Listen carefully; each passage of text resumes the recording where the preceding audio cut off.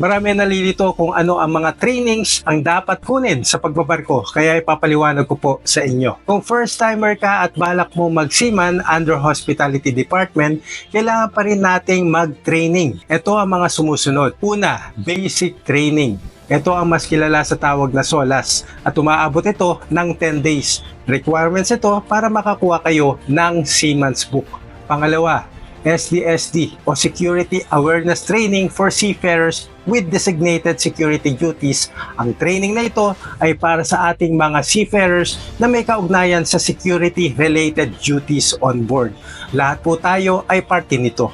Pangatlo, STP, Safety Training for Personnel Providing Direct Service to Passengers in Passengers Spaces.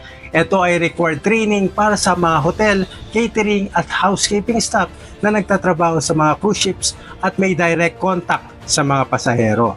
Pang-apat, Crowd Management Training. Ito ay nagtuturo kung paano gabayan at kontrolin ang maraming pasahero sa panahon ng emergency. At panglima, Crisis Management and Human Behavior Training. Ito naman ay nakatuon sa tamang pamumuno at pakikipag-ugnayan sa mga pasahero kapag may krisis o panic upang mapanatili ang kaayusan at kaligtasan.